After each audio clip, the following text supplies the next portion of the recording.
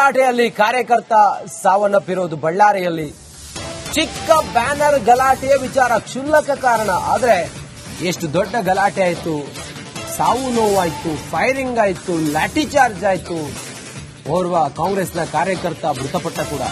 ಈಗ ಕಾಂಗ್ರೆಸ್ ಕಾರ್ಯಕರ್ತನ ಮನೆಗೆ ಜಮೀರ್ ಅಹಮದ್ ಖಾನ್ ಅವರು ಭೇಟಿ ಕೊಟ್ಟಿದ್ದಾರೆ. ಮೃತ ರಾಜಶೇಖರ್ ಕುಟುಂಬಕ್ಕೆ 25 ಲಕ್ಷ ಪರಿಹಾರವನ್ನು ಘೋಷಣೆ ಮಾಡಿದ್ದಾರೆ. ಮೃತ ರಾಜಶೇಖರ್ ಕುಟುಂಬಸ್ಥರಿಗೆ ಜಮೀರ್ ಅಹಮದ್ ಖಾನ್ ಸಾಂತ್ವನವನ್ನು ಮಾಡಿದ್ದಾರೆ. 25 ಲಕ್ಷ ಪರಿಹಾರವನ್ನ ಘೋಷಣೆ ಮಾಡಿದ್ದಾರೆ. ಜೊತೆಗೆ ಸಾಂತ್ವನವನ್ನು ಕೂಡ ಹೇಳಿದ್ದಾರೆ.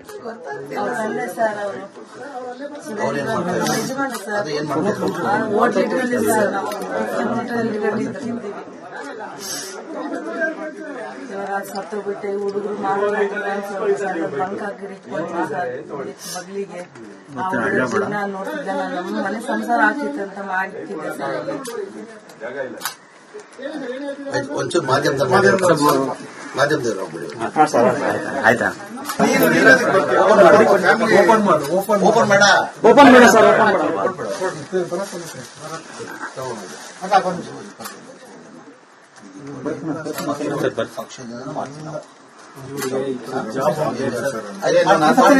ಅದು ನಾವಿದ್ದೀವಪ್ಪ.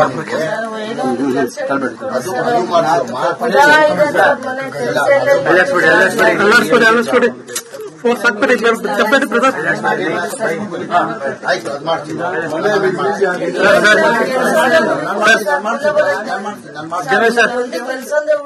ಅವ್ನ ಜವಾಬ್ದಾರಿ ನಮ್ದು, ಬರದ್ದು ಗಣೇಶನದು, ನಾಗೇಂದ್ರದು.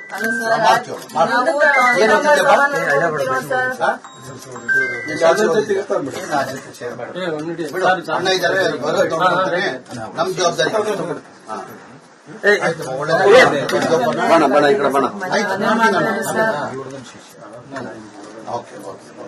ಇದು ಮಾಡ್ಕೊಂಡು ಲೈಫ್ ಇದು ಮಾಡಿ. ನೀವು ಅವ್ನ ಕೆಲಸ ಕೊಡೋದು ಮಾಡಿಸ್ತೀವಿ. ಮನೇದು ಹೇಳಿದಿಲ್ಲ, ಬರೋದವ್ರ ಜೊತೆ ಮಾತಾಡ್ತೀವಿ. ಮನೇದು ಮಾಡಿಸ್ಕೊಡ್ತೀವಿ. ಮಾಡಿಸ್ಕೊಡ್ತೀವಿ. ಅಮ್ಮ, ನೀವು ಯಾವ್ದು ಚಿಂತೆ ಮಾಡೋದ್ ಬೇಡ. ಅಣ್ಣ ಜನ ಬರತನ್ನ ಜನ ನಿಮ್ಗೆಲ್ಲ ಒಳ್ಳೇದಾಗ್ತದೆ. ನಾವು ನಾಗೇಂದ್ರಣ್ಣ, ಗಣೇಶಣ್ಣ, ಭರತಣ್ಣ ನಿಮ್ ಜೊತೆ ಇದ್ದೀವಿ. ಸಾಲ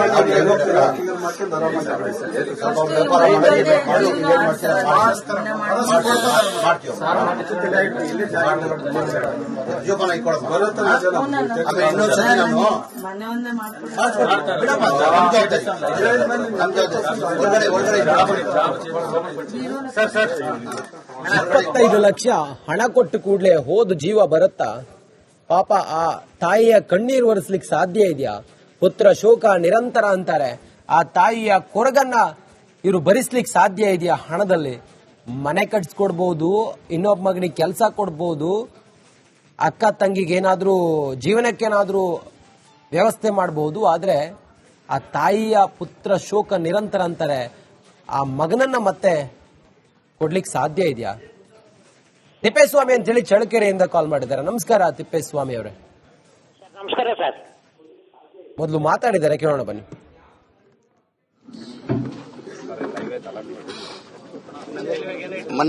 ಮೊನ್ನೆ ದಿನ ಘಟನೆಯಲ್ಲಿ ರಾಜಶೇಖರ್ ಅವರು ನಿಧನ ಹೊಂದಿರೋದು ತಮಗೆಲ್ಲ ಗೊತ್ತಿರೋ ವಿಚಾರ. ನಮ್ಮ ಪಕ್ಷದ ಕಾರ್ಯಕರ್ತ ಆಗಿದ್ದವನು. ಸ್ವಲ್ಪ ಅವ್ರ ಮನೆಗೆ ಬಂದು ನೋಡುವಾಗ ನಮಗೆ ತುಂಬ ಬೇಜಾರಾಯಿತು. ಅವ್ರಿಗೆ 4 ಮಕ್ಕಳು ಇದ್ರು, 2 ಹೆಣ್ಮಕ್ಳು, ಒಬ್ಬ ಗಂಡು ಮಗ. ಇವನೇ ದೊಡ್ಡ ಮಗ ಇವನೇ ಪಾಪ ಸಂಪಾದನೆ ಮಾಡಿ ಮನೆ ನೋಡ್ತಾ ಇದ್ದಿದ್ದು ರಾಜಶೇಖರ ನೋಡ್ತಾ ಇದ್ದ ಅಂತ ಅವ್ರ ತಾಯಿಯವ್ರು ಹೇಳ್ತಾ ಇದ್ರು. ಅವ್ರ ಮಗಳು ದೊಡ್ಡ ಅಕ್ಕ ಅವರು ಗಂಡಾನು ತೀರೋಗ್ಬಿಟ್ಟು, ಪಾಪ ಕೋವಿಡ್ ಅಲ್ಲಿ ಗಂಡಾನು ತೀರೋಗ್ಬಿಟ್ಟ. ಅವ್ರನ್ನೂ ಇಲ್ಲಿ ಕರ್ಸ್ಕೊಂಡು ಪಾಪ ಅವ್ರ ಅಕ್ಕನ ಜೊತೆ ಇಟ್ಕೊಂಡು ಮನೆಯಲ್ಲೇನೆ ಅವ್ರಿಗೂ ಅವನೇ ನೋಡ್ಕೊಳ್ತಾ ಇದ್ದಿದ್ದು.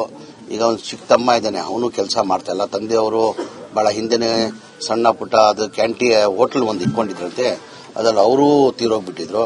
ಹಾಗಾಗಿ ಬಹಳ ಬಡತನ ಇತ್ತು. ಹಾಗಾಗಿ ನಮ್ಮ ಕಡೆಯಿಂದ ಭರತ್ ರೆಡ್ಡಿ ಕಡೆಯಿಂದ, ಗಣೇಶಿಂದ ನಾವೇನೋ ಸಣ್ಣ ಕಾಣಿಕೆ, ಅವ್ರಿಗಂತೂ ನಾವು ತರಕ್ಕೆ ಸಾಧ್ಯ ಆಗಲ್ಲ. ಒಂದು ಸಣ್ಣ ಕಾಣಿಕೆ ಅವ್ರ ಕುಟುಂಬಗಳು ಒಳ್ಳೆಯದಾಗಲಿ ಅಂತ ಒಂದು ಸಣ್ಣ ಕಾಣಿಕೆ ಸಹಾಯನ ನಮ್ಮ ಕಡೆಯಿಂದ ನಾವು ಮಾಡಿದ್ದೀವಿ. ಎಷ್ಟು ಸರ್? ಅದು ಬೇಡ, ಅದು ಹೇಳದ್ ಬೇಡ. ಅದು ಪಾಪ ಕಾಣಿಕೆ ಇಲ್ಲ, ಬೇಡ, ಅದು ಬೇಡ. ಅದೇನೋ ಒಂದು ಕೊಟ್ಟಿದ್ದೀವಿ ಅವ್ರಿಗೆ, ಏನು ಕೊಟ್ಟು ಕಡಿಮೆ. ಆ ಹುಡುಗನಿಗಂತೂ ಬೆಲೆನೇ ಕಟ್ಟಕ್ಕಾಗಲ್ಲ ನಾವು. ರಾಜಶೇಖರ್ ಅವನ್ ಜೀವ ಹೋಗಿರೋದು ಆ ಬೆಲೆ ಕಟ್ಟಕ್ಕಾಗಲ್ಲ. ನಮ್ಮ ಕಡೆಯಿಂದ ಏನ್ ಸಹಾಯ ಮಾಡಬೇಕು ನಾವು ಒಂದು ಸಹಾಯವನ್ನ ಮಾಡಿದೀವಿ. ಪಾರ್ಟಿಯಿಂದನೂ ಮಾಡ್ತಾರೆ, ಪಾರ್ಟಿಯಿಂದನೂ ಅಧ್ಯಕ್ಷರು ಮಾತಾಡಿದ್ದಾರೆ. ಪಕ್ಷ ವತಿಯಿಂದ ಏನಂದ್ರೆ ನಮ್ಮ ಪಕ್ಷದ ಕಾರ್ಯಕರ್ತ, ನಿಷ್ಠಾವಂತ ಕಾರ್ಯಕರ್ತ, ಪಕ್ಷದ ಬಗ್ಗೆ ಬಹಳ ನಿಷ್ಠೆಯಿಂದ ಇದ್ದ. ಪಕ್ಷ ವತಿಯಿಂದನೂ ನಾವು ಏನೋ ಒಂದು ಮಾಡ್ತೀವಿ ಅಂತ ಅಧ್ಯಕ್ಷರು ಹೇಳಿದ್ದಾರೆ. ಸರ್, ಈಗ ಅವ್ರಿಗೆ ಒಂದು ಕೆಲಸ ಬೇಕು ಅಂತಂದು ಇಲ್ಲ, ಅವ್ರು ಕೇಳಿದ್ದಾರೆ. ಅವ್ರ ತಮ್ಮನಿಗೆ ಭರತ್ ರೆಡ್ಡಿ ಅವರು ಜವಾಬ್ದಾರಿ ವಹಿಸ್ಕೊಂಡಿದ್ದಾರೆ. ಅವನ ತಮ್ಮನ್ನ ನಾನು ಕೆಲಸ ಕೊಡ್ತೀನಿ ಅಂತ ಭರತ್ ರೆಡ್ಡಿ ಅವರು ಹೇಳಿದ್ದಾರೆ. ಅವ್ರ ಅಕ್ಕ ಅವ್ರ ಪಾಪ ಅವ್ರ ಗಂಡನು ತೀರೋಗ್ಬಿಟ್ಟಿದ್ದಾನೆ. ಅವ್ರೆಲ್ಲ ಕಾರ್ಪೊರೇಷನ್ ಅಲ್ಲಿ ಕೆಲಸ ಕೊಡಿಸಿ ಅಂತ ಕೇಳ್ಕೊಂಡಿದ್ದಾರೆ. ಅವ್ರಿಗೂ ಎಲ್ಲ ಒಂದು ಕೆಲಸದ ವ್ಯವಸ್ಥೆ ಮಾಡ್ಕೊಡ್ತೀವಿ. ಅದರ ಜೊತೆಲಿ ಒಂದು ಸ್ಲಮ್ ಬೋರ್ಡ್ ಅಲ್ಲಿ ಪಕ್ಕದಲ್ಲಿ ನಮ್ಮ ಜಾಗ ಇದೆ, ಸ್ಲಮ್ ಬೋರ್ಡ್ ಅಲ್ಲಿ ಮನೆ ಕೊಡಿ ಅಂತಾನು ಕೇಳ್ಕೊಂಡಿದ್ದಾರೆ. ಅದು ನಾವು ಮಾತು ಕೊಡ್ತೀವಿ ಅನ್ನೋ ಮಾತನ್ನ ಕೊಟ್ಟಿದ್ದೀವಿ ನಾವು.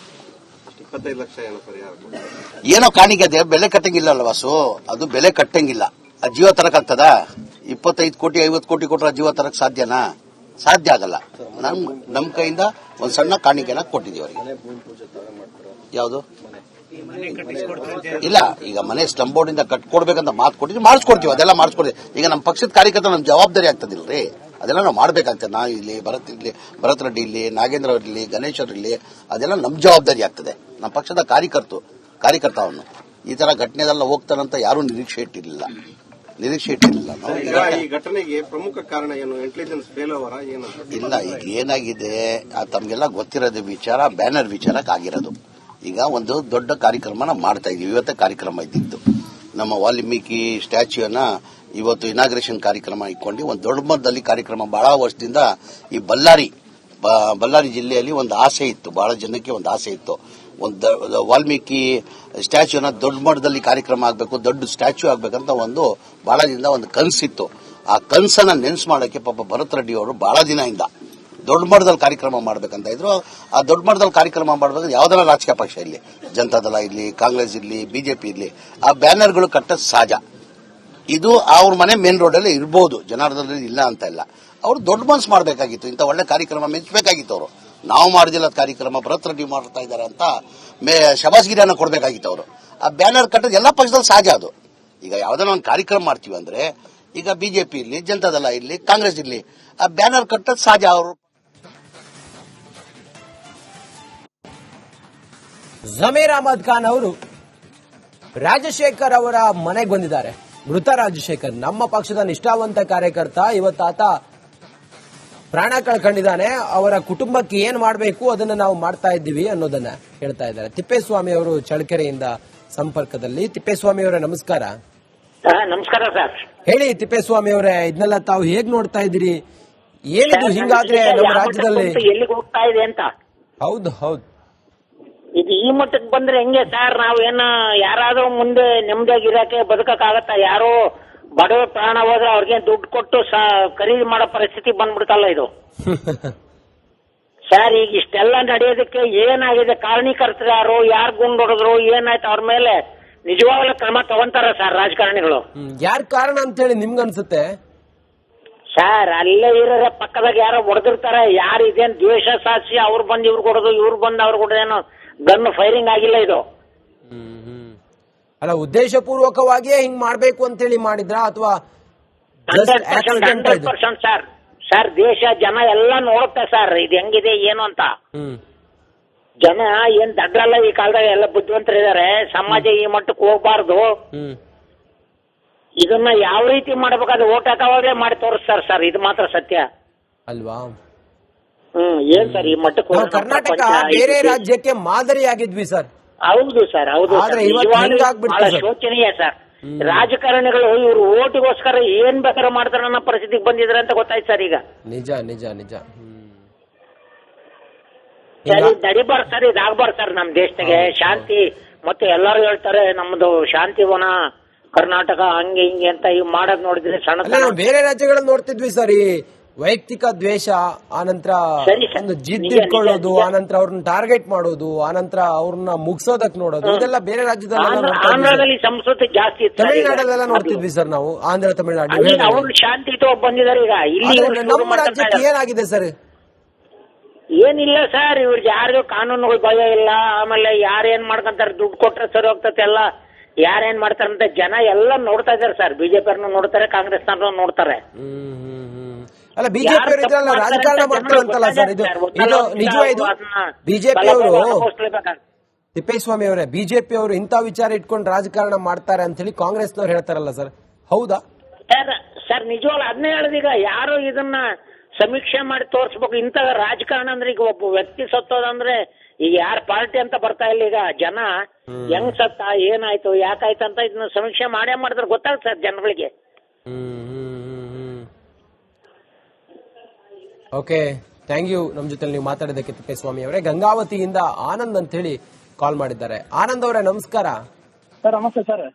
ತಮ್ಮ ತಾಲೂಕಿನ ಶಾಸಕರಿಗೆ ಅವರನ್ನ ಟಾರ್ಗೆಟ್ ಮಾಡಿ ಅವರನ್ನ ಹೊಡಿಬೇಕು ಅಂತ ಹೇಳಿ ಎಲ್ಲ ಹಿಂಗ್ ಮಾಡಿದ್ರು ಅನ್ನೋದು ಅವರೇ ಹೇಳೋ ಮಾತು, ಜನಾರ್ದನ್ ರೆಡ್ಡಿ ಅವರು ಹೇಳೋ ಮಾತು. ಅದೇ ಸರ್, ಅದೇ ಇವಾಗ ಉಪಮುಖ್ಯಮಂತ್ರಿಗಳು ಇದ್ರಲ್ಲಿ ಹೇಳಿದ್ರು ವಾಲ್ಮೀಕಿದು ಪುತ್ಥಳಿ ಅನಾವರಣ ಸಾಧ್ಯ ಇದೆಯಾ ಅಂತ ಕೋಟೆ ಕಟ್ಕೊಂಡಿದ್ದಾರೆ ಜನಾರ್ದನ್ ರೆಡ್ಡಿ, ಅವರನ್ನು ಕೊಲ್ಲಕ್ ಸಾಧ್ಯ ಇದೆ ಅಂತ ಹೇಳಿ ಕೇಳ್ತಾ ಇದ್ರು. ಅದೇ ಸರ್, ಅದೇ ಕೋಟೆ ಕಟ್ಟಿದ್ದಾರೆ ಅಂತ ಹೇಳ್ತಾರಲ್ಲ. ಸಾಮಾನ್ಯ ಜನರಿಗೆ ಗಂಗಾವತಿಗಳ ಅಭಿವೃದ್ಧಿ ಮಾಡಿದ್ದಾರೆ, ಇದೆ ಅಂತ ಇಲ್ಲ. ಪ್ಲಸ್ ಅವ್ರು ಹೇಳಿದ್ರು ಉಪಮುಖ್ಯಮಂತ್ರಿಗಳು ಮೊದಲ ಬಾರಿಗೆ ನಾವು ವಾಲ್ಮೀಕಿ ಮಾಡ್ತಾ ಇದೀವಿ, ಬ್ಯಾನರ್ ಹಾಕಿದ್ರೆ ತಪ್ಪು ಅಂತ ಹೇಳಿ. ಈ ಬ್ಯಾನರ್ ಹಾಕೋದಕ್ಕೆ ಪರ್ಮಿಷನ್ ತಗೊಂಡಿದ್ದಾರೆ, ಅದು ಯಾವ ತರನೇ ಇಲ್ಲ. ಅದಕ್ಕೆ ಮುಂಚೆನೆ ಎಸ್ ಪಿ ಅವ್ರನ್ನ ಟ್ರಾನ್ಸ್ಫರ್ ಮಾಡಿದ್ದಾರೆ. ಇವಾಗ ಬಂದ ಎಸ್ ಪಿನ ಸಸ್ಪೆಂಡ್ ಮಾಡಿದ್ದಾರೆ.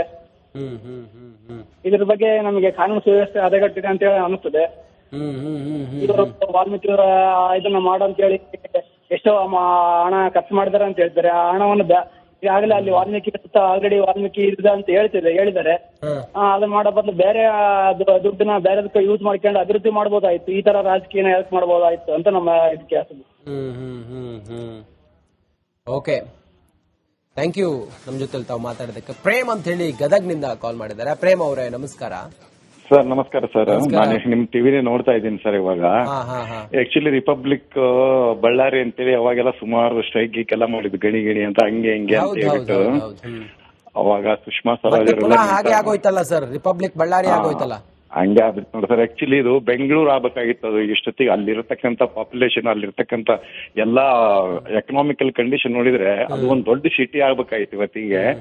ಬಟ್ ಇವಾಗ ಎಷ್ಟು ಈಸಿಯಾಗಿ ಗುಂಡುಗಳೆಲ್ಲ ಪಬ್ಲಿಕ್ ಅಲ್ಲಿ ಒಳ್ಳೆ ಫಿಲ್ಮ್ ತರ ಇಲ್ಲಿ ಶೋ ಅಪ್ ಮಾಡ್ಬಿಟ್ರೆ ಅದು ಅವರು ತುಂಬಾ ತಪ್ಪು ಸರ್. ಯಾಕಂದ್ರೆ ಜನಗಳಿಗೆ ಆ ಊರಿನ ಮೇಲೆ ಇರೋ ಅಭಿಪ್ರಾಯನೂ ಕೆಟ್ಟೋಗ್ಬಿಡುತ್ತೆ.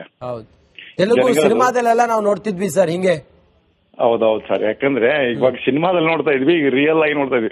ಆಮೇಲೆ ಅವರು ಫೈರಿಂಗ್ ಗೀರಿಂಗ್ ಮಾಡಿದವ್ರು ಬೇರೆ ಸ್ಟೇಟ್ ನವ್ರು ಬಂದು ಅವರೆಲ್ಲ ಗನ್ ಮ್ಯಾನ್ ಇಟ್ಕೊಂಡು ಅವ್ರು ಸರ್ದಾರ್ ತರ ಕಾಣ್ತಾರೆ. ಅವರು ಅದ್ರಲ್ಲಿರೋ ಗನ್ ಮ್ಯಾನ್ ಸರ್ದಾರ್ ಜೊತೆ. ಆಮೇಲೆ ಆ MLA ಅವ್ರಿಗೆ ಏನು ಶಾಸಕರಿದ್ದಾರೆ ಅವ್ರು ತುಂಬಾ ಚಿಕ್ಕ ಏಜು. ಅವ್ರ ತಂದೆಯವ್ರು ತುಂಬಾ ಒಳ್ಳೆ ಹೆಸರು ಮಾಡಿದವರು. ಅವ್ರ ತಂದೆಯವರು ಸೂರ್ಯನಾರಾಯಣವರು. ಇವ್ರು ಈ ವಯಸ್ಸಲ್ಲಿ ಎಲ್ಲ ಸ್ವಲ್ಪ ಎಕ್ಸೈಟ್ ಆಗಿ ಈ ತರ ಎಲ್ಲ ಮಾಡಿದ್ರೆ ಹೆಸರು ಕೆಟ್ಬಿಡುತ್ತೆ. ಇವಾಗ 25 ಲಕ್ಷ ರೂಪಾಯಿ ಏನೋ ಅವ್ರು ಕೊಟ್ಟಿದ್ದಾರೆ ಅಂತ ಕೇಳ್ಪಟ್ಟೆ ಸರ್. ಈಗ ಜಮೀರ್ ಅಹ್ಮದ್ ಅವ್ರ ಮಗ ಯಾರು ತೀರ್ಕೊಂಡವ್ರಿಗೆ ಎಲ್ಲದರೂ ರಾಜಕೀಯ ಸರ್. ಅವ್ರಿಗೆ ಕಾಂಗ್ರೆಸ್ ಪಕ್ಷದ ಕಾರ್ಯಕರ್ತ ಅಂದಿದ್ದಕ್ಕೆ 25 ಲಕ್ಷ ಸಿಕ್ತು. ಸುಮ್ನೆ ಸಾಮಾನ್ಯ ಜನ ಅಲ್ಲಿ ಬಂದವನು ಯಾರಾದ್ರೂ ಸತ್ತೋಗಿದ್ರೆ ಅಷ್ಟೊಂದು ದುಡ್ಡು ಸಿಕ್ತಿತ್ತ ಸರ್ ಅವ್ರಿಗೆ ಅಲ್ವಾ? ಅದು ಪ್ರಶ್ನೆ ಬರುತ್ತಲ್ಲ ಸರ್. ಈಗ ಸಾರ್ವಜನಿಕರಲ್ಲಿ ಬರೋ ಪ್ರಶ್ನೆ ಅಂದ್ರೆ 25 ಲಕ್ಷ ಸಿಕ್ಕಿದ್ದು ಅವ್ನು ಕಾಂಗ್ರೆಸ್ ಕಾರ್ಯಕರ್ತ ಇದಕ್ಕೆ. ಅಕಸ್ಮಾತ್ ಅವ್ನು ಸುಮ್ನೆ ನಾರ್ಮಲ್ ಮನುಷ್ಯ ಆಗಿದ್ರೆ ಅವ್ನಿಗೆ 5 ಲಕ್ಷ ಒಂದು ಜೀವ ಹೋಗಿದೆ ಸರ್. ಆ ತಾಯಿ ಮಗನನ್ನ ಕಳ್ಕೊಂಡಿದ್ದಾಳೆ ಸರ್. ಅವರ ಶೋಕವನ್ನ ಭರಿಸ್ಕೊಳ್ಳಿಕ್ ನಾವು ಸಾಧ್ಯವೇ ಇಲ್ಲ ಸರ್. ಜೀವ ಮತ್ತೆ ವಾಪಸ್ ಕೊಡಕ್ ಸಾಧ್ಯನೇ ಇಲ್ಲ ಸರ್. ಅಮಾಯಕನ ಬಲಿಯಾಗಿದೆ ಅಷ್ಟೇ ಇವರ ಪ್ರತಿಷ್ಠೆ ಒಳಗಡೆ. ಹೌದೌದು ಸರ್, ಹೌದು. ಯಾಕಂದ್ರೆ ಈಗ ಬದಲಾಗ್ಬೇಕು ಸರ್. ಅಲ್ಲಿ ಜನನೂ ಬದಲಾಗ್ಬೇಕು, ಬಳ್ಳಾರಿ ಕ್ಷೇತ್ರದ ಜನನೂ ಬದಲಾಗ್ಬೇಕು. ಏನ್ ಸರಿ ಏನು ತಪ್ಪು ಅಂತ ಗೊತ್ತಾಗ್ಬೇಕು ಸರ್ ಜನಕ್ಕೆ. ಇಷ್ಟೆಲ್ಲ ಆದ್ಮೇಲೆ 2 ದಿನಕ್ಕೆ ಮತ್ತೆ ಮರ್ತು ಬಿಟ್ಟು ಮತ್ತೆ ಅದೇ ರೂಟ್ ಅಲ್ಲಿದ್ರೆ ಇಂಡಿಯಾ ಅಲ್ಲ ಕರ್ನಾಟಕ ಯಾವುದೇ ಆಗಲಿ ಸರ್ ರಾಜ್ಯ ಡೆವಲಪ್ಮೆಂಟ್ ಮಾಡೋದು ತುಂಬಾ ಕಷ್ಟ ಸರ್. ಜನ ಬದಲಾಗ್ಬೇಕು ಸರ್, ಜನ ಬದಲಾಗ್ಬೇಕು ಸರ್. ಸುಮ್ನೆ ನಿಂತು ನೋಡೋರು ಆಗ್ಬಿಟ್ರೆ ನೋಡಿ ಪ್ರೇಮ್ ಅವರೇ, ಜನ ಬದಲಾಗ್ಬೇಕು, ಜನ ಯೋಚನೆ ಮಾಡ್ಬೇಕು. ನೋಡಿ ನಮ್ ಜನಪ್ರತಿನಿಧಿ ಆತನ ಬೆಂಬಲಿಗರು ಬಂದು ಹಾದಿ ಬೀದಿಯಲ್ಲೆಲ್ಲ ಫೈರಿಂಗ್ ಮಾಡ್ತಾರೆ, ಗುಂಡು ಹೊಡಿತಾರೆ, ಗಲಾಟೆ ಆಗುತ್ತೆ, ರಾತ್ರಿ ಎಲ್ಲ ಹೊತ್ತಿ ಉರಿಯುತ್ತೆ, ಇಡೀ ರಾಜ್ಯದಲ್ಲಿ ಚರ್ಚೆ ಆಗುತ್ತೆ. ನಾವು ವೋಟ್ ಹಾಕೋರು ಸ್ವಲ್ಪ ಯೋಚನೆ ಮಾಡಬೇಕು ಅಂತ ಜನ ತೀರ್ಮಾನ ಮಾಡ್ಬೇಕು. ಎಸ್, ಥ್ಯಾಂಕ್ ಯು ಪ್ರೇಮ್ ಅವರೇ ನಮ್ಮ ಜೊತೆ ಮಾತಾಡಿದ್ದಕ್ಕೆ. ಮೈಸೂರಿನಿಂದ ಸದಾಶಿವ್ ಅನ್ನೋರು ಕಾಲ್ ಮಾಡಿದ್ದಾರೆ. ಸದಾಶಿವ್ ಅವರೇ ನಮಸ್ಕಾರ. ನಮಸ್ತೆ ಸರ್. ನಮಸ್ತೆ. ಹೇಳಿ. ಸಿನಿಮಾದಲ್ಲೆಲ್ಲ ನಾವು ನೋಡ್ತಾ ಇದ್ವಿ ಸದಾಶಿವ್ ಅವರೇ, ಆದ್ರೆ ಈಗ ನಾವು ರಿಯಲ್ ಆಗಿ ಬಳ್ಳಾರಿಯಲ್ಲಿ ನೋಡ್ತಾ ಇದೀವಿ ಸರ್. ನಿಜ ಹೇಳ್ಬೇಕಾದ್ರೆ ನಾನು ಪೊಲೀಸ್ ಡಿಪಾರ್ಟ್ಮೆಂಟ್ ಅಲ್ಲಿ 38 ವರ್ಷಕ್ಕಿಂತ ಹೆಚ್ಚಿಗೆ ಸರ್ವಿಸ್ ಮಾಡಿದ್ದೀನಿ. ಪೊಲೀಸ್ ಇಲಾಖೆಯಲ್ಲಿ 38 ವರ್ಷಗಳಿಗೆ. ಒಂದೊಂದು ಪ್ರಾಥಮಿಕವಾದ ಪ್ರಶ್ನೆ ಇದೆ ಸರ್ ಸದಾಶಿವ್ ಅವರ, ಪ್ರಾಥಮಿಕವಾದ ಪ್ರಶ್ನೆ ಇದೆ ನೋಡಿ. ಒಂದು ಜಾಗದಲ್ಲಿ 5-10 ಸಾವಿರ ಜನ ಸೇರ್ತಾರೆ ಅಂತ ಹೇಳಿದ್ರೆ ಒಂದು ಇಂಟಿಮೇಷನ್ ಇರೋದಿಲ್ವಾ? ಹಿಂಗಾಗತ್ತೆ, ಹಿಂಗಾಗಬಹುದು. ಈ ತರದ್ದೊಂದು ಇಂಟಿಮೇಷನ್ ಇರೋದಿಲ್ವಾ ಪೊಲೀಸರಿಗೆ? 5,000 ಜನ ಅಲ್ಲ ಸರ್, 2,000 ಜನ ಸೇರುತ್ತೆ ಅಂದ್ರೆ 1,000 ಜನ ಸೇರುತ್ತೆ ಅಂದ್ರೆ ಮೊದಲೇ ಇನ್ಫಾರ್ಮೇಶನ್ ಇರುತ್ತೆ ಡಿಪಾರ್ಟ್ಮೆಂಟ್ಗೆ. ಮತ್ತೆ ಅದ್ರ ಮಧ್ಯೆ ಅದಕ್ಕೆ ಯಾವ ರೀತಿಯಲ್ಲಿ ಸೂಕ್ತ ಬಂದೋಬಸ್ತ್ ತಗೊಳ್ಬೇಕು ಆ ಬಂದೋಬಸ್ತ್ ನ ಅಡ್ವಾನ್ಸ್ ಆಗಿ ತಗೊಂಡಿರ್ತಾರೆ. ತಮ್ಮ ಪ್ರಕಾರ ಅಲ್ಲಿ ಪೊಲೀಸರ ವೈಫಲ್ಯ ಆಗಿದೆ ಅಂತ ಹೇಳಿ ತಮ್ಗನ್ಸುತ್ತಾ? ಸರ್, ಪೊಲೀಸರ ವೈಫಲ್ಯ ಅಂದ್ರೆ ಇತ್ತೀಚಿನ ದಿನಗಳಲ್ಲಿ ರಾಜಕಾರಣಿಗಳ ಚೇಲಾಗಳಾಗ್ಬಿಟ್ಟಿದ್ದಾರೆ ಸರ್ ಅಧಿಕಾರಿಗಳು.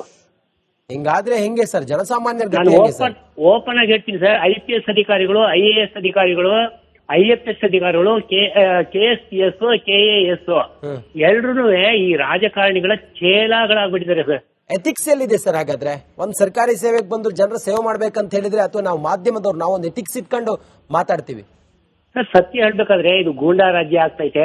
ಈ ಕೆಟ್ಟ ಸರ್ಕಾರ ಬಂದಾಗ್ಲಿಂದನೂ ನೋಡ್ತಾ ಇದೀನಿ. ಈ ಸರ್ಕಾರ ಯಾವಾಗ ಬಂತು ಅವತ್ತಿನಿಂದ ಒಂದಲ್ಲ ಒಂದು ಸರ್, ಅಷ್ಟು ದೂರ ಬೇಡಿ ಸರ್. ನಾನೊಬ್ಬ ಸಾಮಾನ್ಯ AS ಆಗಿ ರಿಟೈರ್ಡ್ ಆಗಿದ್ದು, ಆ ಬೆಳಗಾವಿ ಇನ್ಸಿಡೆಂಟ್ ಹಾಗೆ ಇದ್ ಮಾಡ್ತೀನಿ, ನಿಮ್ ಗಮನಕ್ಕೆ ತರ್ತೀನಿ. ನಾರಾಯಣ ಬರಮಣಿ IPS ಅಧಿಕಾರಿಯಾಗಿದ್ದುಕೊಂಡು ಆ ವ್ಯಕ್ತಿ ಒಬ್ಬ ರಾಜಕಾರಣಿದು ಆಟ ಆಟೋಪ ಕೇವಲ ಕೆಲವೇ ವರ್ಷಗಳು ಸರ್. ಆದ್ರೆ ಅಧಿಕಾರಿಗಳು ಕಡಿಮೆ ಅಂದ್ರೆ 30 ವರ್ಷ ಸರ್ವಿಸ್ ಕೊಡ್ತಾರೆ ಸರ್. ಅವರು ಜನಸಾಮಾನ್ಯರಿಗಾಗಿ ತುಡಿತಾರೆ. ಹಿಂದೆ ಎಂತೆಂತ ಅಧಿಕಾರಿಗಳಿದ್ರು ಅಂದ್ರೆ ಇವತ್ತಿನ ಅಧಿಕಾರಿಗಳು ನೋಡಿದ್ರೆ ಅಸಹ್ಯ ಅನ್ಸುತ್ತೆ ಸರ್. ನಿಜ. ಸದಾಶಿವ, ತಮಗೆ ಮೇಲ್ನೋಟಕ್ಕೆ ಈ ಇನ್ಸಿಡೆಂಟ್ ನೋಡಿದಾಗ ಇದೊಂದು ಪ್ರೀ ಪ್ಲಾನ್ಡ್ ಅಂತ ಹೇಳಿ ಅನ್ಸುತ್ತಾ ಸರ್? ಪಕ್ಕಾ ಪ್ರೀ ಪ್ಲಾನ್ಡ್. ಈ ಭರತ್ ರೆಡ್ಡಿ ಇದ್ದಾನಲ್ಲ, ಹಾಗೆ ಸಾಮಾನ್ಯವಾಗಿ ತಿಳ್ಕೊಳ್ಳೋಣ. ಈ ಭರತ್ ರೆಡ್ಡಿ ಇದ್ದಾನಲ್ಲ, ಅಲ್ಲಿ ಆಯ್ತು ಇನ್ಸಿಡೆಂಟ್ ಆಗುವಾಗ ಏನ್ ಹೇಳ್ತಾನೆ, ಬಳ್ಳಾರಿನೇ ಬೆಂಕಿ ಹತ್ತುರಿತಿತ್ತು, ಬಳ್ಳಾರಿನೇ ಭಸ್ಮ ಮಾಡ್ತಿದೆ, ಆ ಜನಾರ್ದನ ರೆಡ್ಡಿ ಮನೇನ ಸುಟ್ಟಾಗ್ತಿದೆ ಅಂತ ಹೇಳ್ತಾನೆ. ಅಂತ ವ್ಯಕ್ತಿನ ರಾಜಕಾರಣದಲ್ಲಿ ಇವ್ರುಗಳು ಅವ್ರ ಪರವಾಗಿ ಮಾತಾಡ್ತಾರೆ ಅಂದ್ರೆ ಎಂತ ಕಚಡ ವ್ಯವಸ್ಥೆಯಲ್ಲಿದೆ ನಮ್ಮ ರಾಜಕೀಯ ಅನ್ನೋದಕ್ಕಂಥದ್ದನ್ನ ನಾವು ಸಾಮಾನ್ಯರಾಗಲೇ ಅರ್ಥ ಮಾಡ್ಕೋಬಹುದು ಸರ್. ಇಂಥವ್ರನ್ನೆಲ್ಲ ಗೆಲ್ಸಿದ್ದಾರಲ್ಲ ಸರ್ ಜನ ಅರ್ಥ ಮಾಡ್ಕೊಳ್ಬೇಕಲ್ವಾ ಸರ್? ಏನಾಗೋಗಿದೆ ಗೊತ್ತಾ ಸರ್, ಜನಸಾಮಾನ್ಯರಿಗೆ ಕೆಲವು ರೀತಿಯಲ್ಲಿ ಸಣ್ಣ ಪುಟ್ಟ ಸಹಾಯ ಮಾಡಿರ್ತಾರೆ ಸರ್. 500,000ಕ್ಕೆ ವೋಟ್ ಹಾಕ್ಬಿಡ್ತಾರೆ, ಕೊನೆಯಲ್ಲಿ ಪಶ್ಚಾತ್ತಾಪ ಪಡ್ತಾರೆ ಸರ್. ಇವತ್ತು ನಿಜ ಹೇಳ್ಬೇಕಾದ್ರೆ ಈ ಸರ್ಕಾರ ದರಿದ್ರ ಸರ್ಕಾರ ಅಂತ ಅನ್ಕೊಂಡು ಎಲ್ಲರೂ ಮಾತಾಡ್ತಾ ಇದಾರೆ. ಮತ್ತೆ ಇಂತ ಕೆಟ್ಟ ರಾಜಕೀಯ ಯಾರಿಗೂ ಒಳ್ಳೇದಲ್ಲ ಸರ್. ಒಬ್ಬ ಸಾಮಾನ್ಯ ವ್ಯಕ್ತಿ ಸರ್, ಆತ ಯಾವ ಶಾಸಕನೂ ಅಲ್ಲ, ಸಂಸದ್ನೂ ಅಲ್ಲ, ಯಾವ ಕಾರ್ಪೊರೇಟ್ರು ಅಲ್ಲ, 4 ಜನ ಗನ್ ಮ್ಯಾನ್ ಇಟ್ಕತ್ನಲ್ಲ ಸರ್. ಅವನಿಗೆ ಏನ್ ಥ್ರೆಟ್ನಿಂಗ್ ಇದೆ? ಆತನಿಗೆ ಏನ್ ಬೆದರಿಕೆ ಇದೆ? ಯಾರಿಂದ ಅಪಾಯ ಇದೆ ಅವನಿಗೆ? ಆತ ಸಮಾಜಕ್ಕೆ ಏನ್ ಸಂದೇಶ ಕೊಡ್ತಾ ಇದ್ದಾನೆ ಸರ್? ಸರ್, ಅಲ್ಲಿ ನೀವೇ ಅರ್ಥ ಮಾಡ್ಕೊಳ್ಬಹುದು. 4 ಜನ ಗನ್ ಮ್ಯಾನ್ ಇಟ್ಕೊಂಡು. Hello sir. ಕೇಳಿಸ್ತಿದೆ, ಹೇಳಿ ಸರ್. 4 ಜನ ಗನ್ ಮ್ಯಾನ್ ಇಟ್ಕೊಂಡು ಇವನು 100 ಜನಗಳ ಕಟ್ಕೊಂಡು ಅವನು ರಾಜಕೀಯ ಮಾಡ್ತಿದ್ರೆ ಅವನೆಂತ ಗೂಂಡಾ ಇರ್ಬೋದು ಅಂದ್ಬಿಟ್ಟು ನಾವು ಫಸ್ಟ್ ಅರ್ಥ ಮಾಡ್ಕೊಳ್ಬೇಕು ಸರ್. ಮತ್ತೆ ಇವತ್ತಿನ ಪರಿಸ್ಥಿತಿನಲ್ಲಿ ಈ ಭರತ್ ರೆಡ್ಡಿ ಅಂತವ್ರನ್ನ ನಾನು ಸಾಮಾನ್ಯವಾಗಿ ಹೇಳತಕ್ಕಂಥದ್ದು, ಈ ಭರತ್ ರೆಡ್ಡಿ ಅಂತವ್ರನ್ನ ಆಯ್ಕೆ ಮಾಡಿದ್ರೆ ಮೊದಲನೇ ತಪ್ಪು. ಮತ್ತೆ ಈ ಇನ್ಸಿಡೆಂಟ್ ಆಯ್ತಲ್ಲ, ಇನ್ಸಿಡೆಂಟ್ ಆದಾಗ ಅವನು ಉಪಯೋಗಿಸಿದ ಪದಗಳನ್ನ ನೋಡಿದಾಗ ಇವನ ಒದ್ದು ಒಳಗಡೆ ಹಾಕ್ಬೇಕಿತ್ತು ಸರ್. ಮತ್ತೆ ನಮ್ಮ IPS ಅಧಿಕಾರಿಗಳು ಸರಿ ಇಲ್ಲ ಸರ್, ಹಾಳಾಗೋಗಿದೆ ಸರ್. ಜನಸಾಮಾನ್ಯರು ತುಂಬಾ ನೋವು ಪಡ್ತಾ ಇದಾರೆ. ಪೊಲೀಸ್ ಇಲಾಖೆ ಒಂದು ಜನಸಾಮಾನ್ಯರಿಗಾಗಿ ಬದುಕಿದ್ರೆ ಜನಸಾಮಾನ್ಯರು ಅವ್ರ ಹೆಸರು ಹೇಳ್ತಾರೆ ಸರ್. ಹಿಂದೆ ರವೀಂದ್ರನಾಥ್ ಅಂತ ಆಫೀಸರ್ ಇದ್ರು, ಕಸ್ತೂರ್ ರಂಗನ್ ಅಂತ ಆಫೀಸರ್ ಇದ್ರು, ಎಂತೆಂತ ಅಧಿಕಾರಿಗಳು ಸರ್. ಒಬ್ಬ ಹಾಲಪ್ಪ ಅಂದ್ಬಿಟ್ಟು ಸರ್, ದೂರ ಬೇಡಿ, ಹಾಲಪ್ಪ ಅಂದ್ಬಿಟ್ಟು 1984-85 ಇದೇನು ಮೈಸೂರಿನ ದೇವರಾಜ ಪೊಲೀಸ್ ಠಾಣೆಯಲ್ಲಿ ಬಂದು ಅಲ್ಲಿ ದೇವರಾಜ ಮೊಹಲ್ಲಾದಲ್ಲಿ ಎಷ್ಟು ಇನ್ಸಿಡೆಂಟ್ ನಡೀತಾ ಇತ್ತು ಗೊತ್ತಾ ಸರ್. ಒದ್ದು ಬುದ್ಧಿ ಕಲಿಸಿದ್ರು ಸರ್, ಒಬ್ಬ ಇನ್ಸ್ಪೆಕ್ಟರ್. ಅವ್ರಿಗೆ ಕಾನೂನಿನ ಭಯ ಇಲ್ಲ ಬಿಡಿ. Thank you so much sir. ನಮ್ಮ ಜೊತೆ ತಾವು ಮಾತಾಡಿದಕ್ಕೆ ಸಮಯಾವಕಾಶ ಕೊರತಾ ಇದೆ. ಮಹೇಶ್ ನಾಯಕ್ ಅಂತ ಹೇಳಿ ಕಾರವಾರದಿಂದ. ನಮಸ್ಕಾರ ಮಹೇಶ್ ನಾಯಕ್ ಅವರೇ. ನಮಸ್ಕಾರ ಸರ್. ನಮಸ್ಕಾರ. ನಮಸ್ಕಾರ. ಇದು ಕನ್ನಡ ನಾಡ ಸರ್ ಇದು ಅಲ್ವಾ? ಹೌದು, ಇದು ಕನ್ನಡ ನಾಡ ಹೇಳಕ್ಕೆ ನಮ್ಗೆ ಎಷ್ಟೋ ಹೆಮ್ಮೆ.